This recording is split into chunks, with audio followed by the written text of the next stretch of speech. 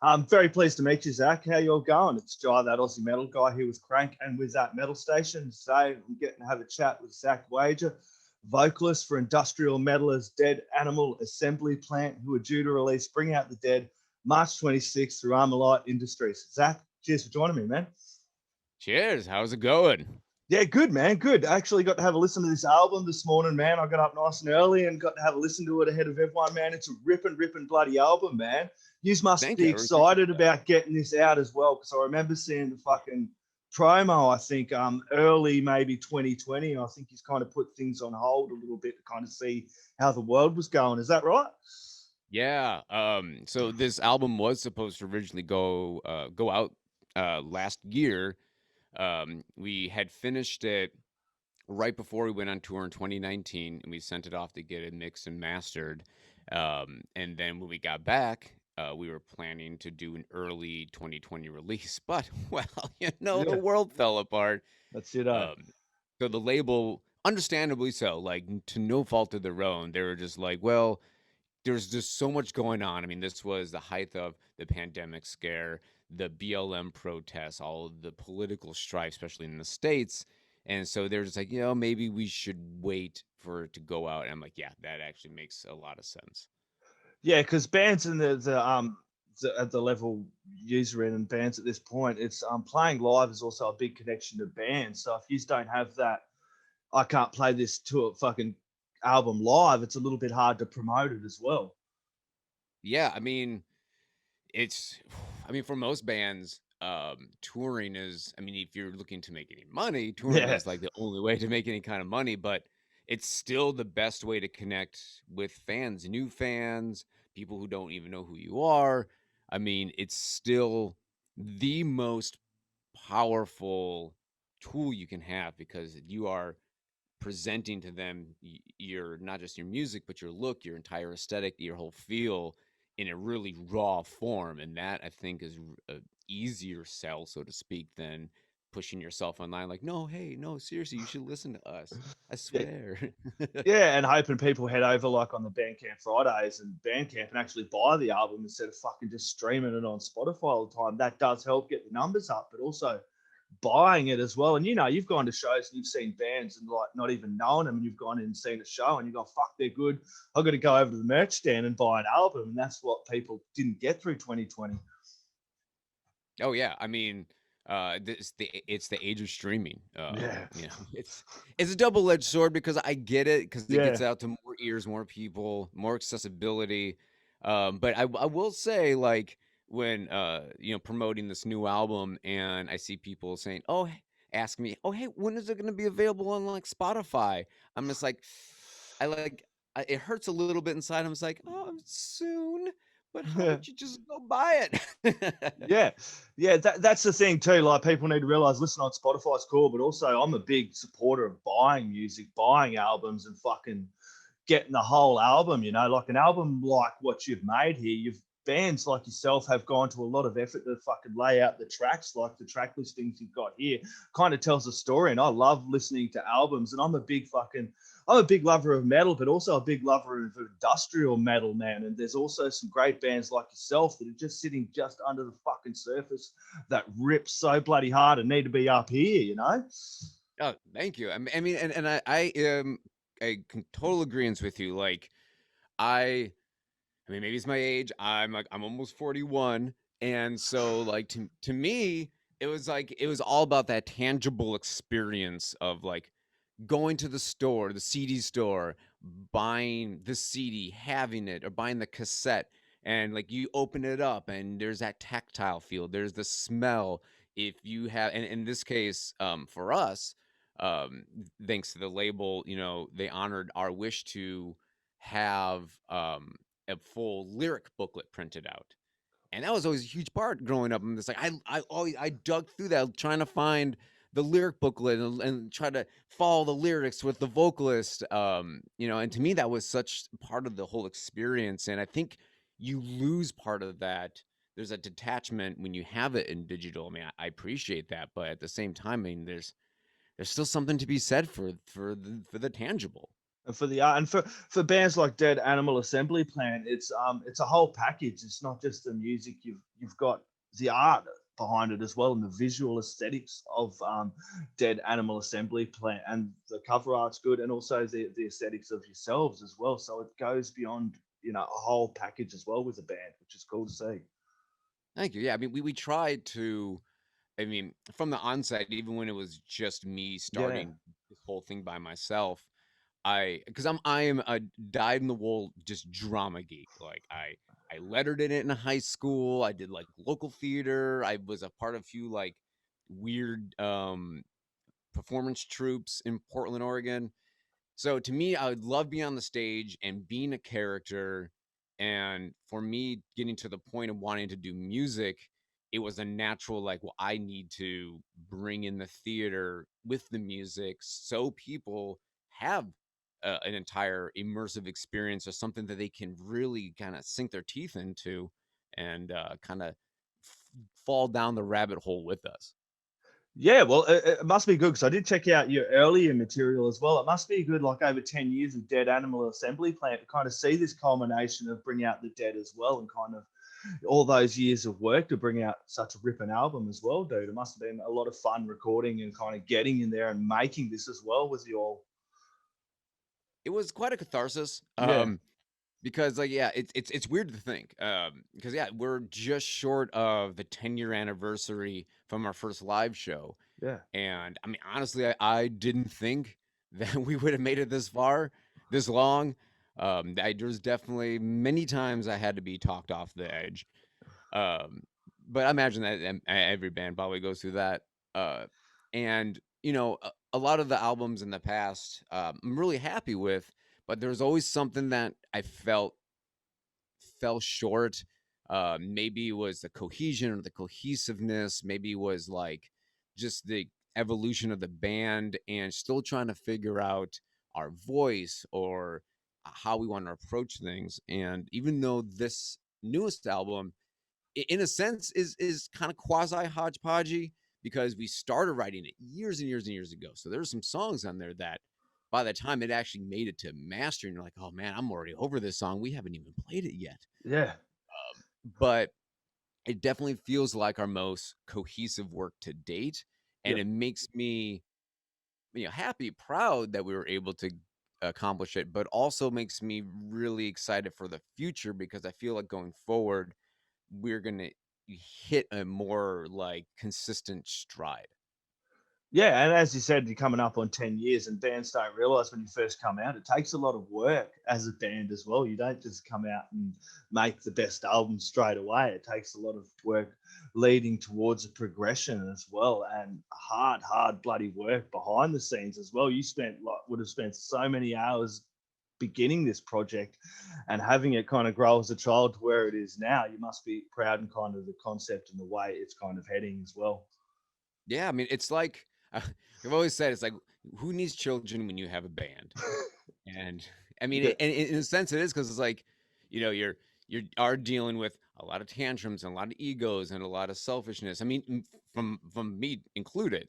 And but you see it grow, you yeah. see it change, you see it mature, and there's something really satisfying about that, and especially when you're able. And to me, the biggest part is when you're able to take what you've cultivated and you put it out there and it connects with people and you're Yeah. able to share this experience with people because I mean we've all grown up listening to music. It's like music's gotten through helped us get through so much. Was our our priest, our non-judgmental priest, our therapist, our parents, our relationship. I mean it music is all of those things, and to be able to put something kind of like back into the music ether and connect with people is probably the most like magical part of this. And so just um it's worth it. Yeah. It's worth all the trials and tribulations to be able to do something like that.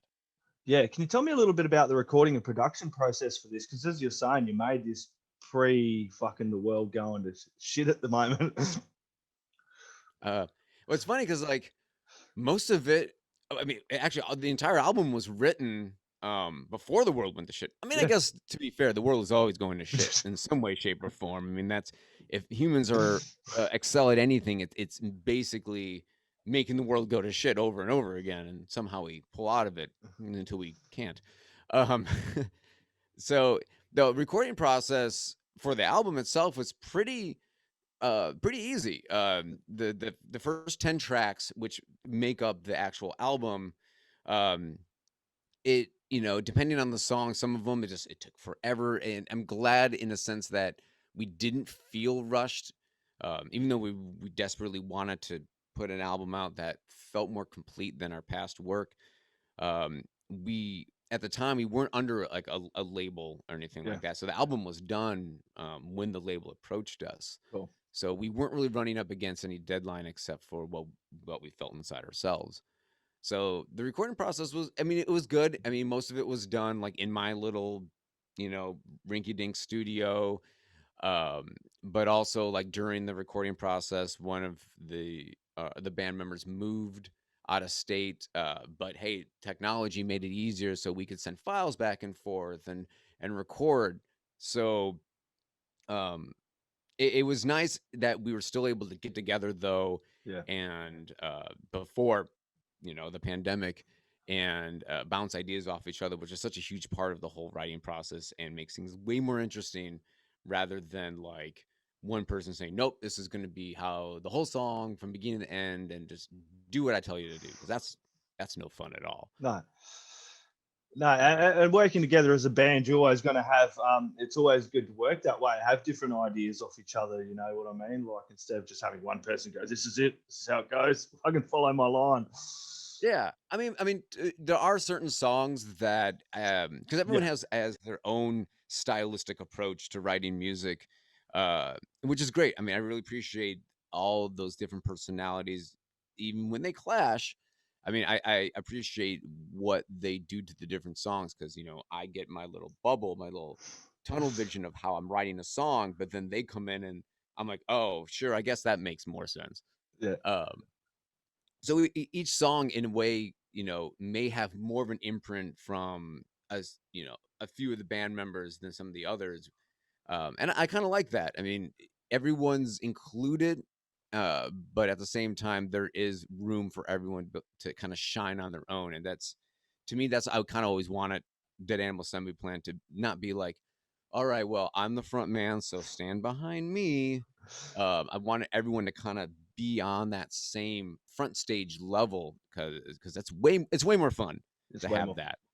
Yeah, yeah, definitely, and it's good to have that chemistry. You can tell when you're watching your live shows and everything as well. I want to ask Lulu Black that violin bit. I had to go check her out as well after listening to that violin bit. Really, really nice, man. Can you tell me a little bit about that track and Sacred Disgrace and her bit there?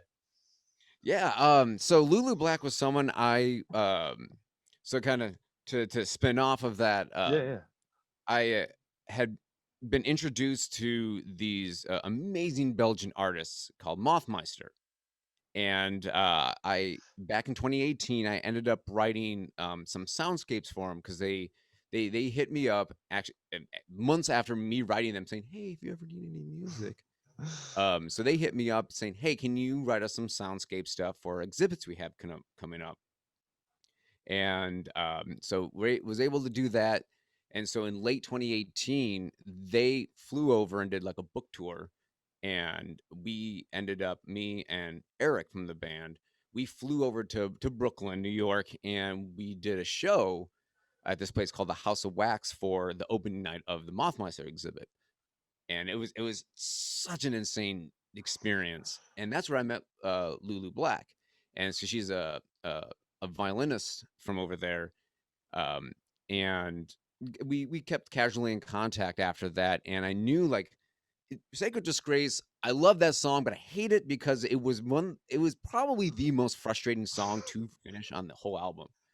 It had been written, rewritten tons of times, like, and I kind of got to this point where it's like I was happy with the composition, but it felt like it was missing something more organic, something more woeful. And there's nothing more woeful than strings. Yeah.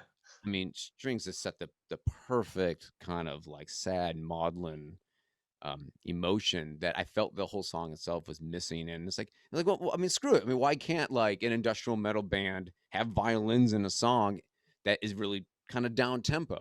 Yep. So I hit her up, and she was amazing because to be honest, I didn't have any clear direction for her. I was like, okay, can you make sure you do it? And I just gave her like the BPM and the key that it was in, and I just sent her the song. I'm like, just do whatever you want. And she literally sent me like 3 takes, and they were perfect.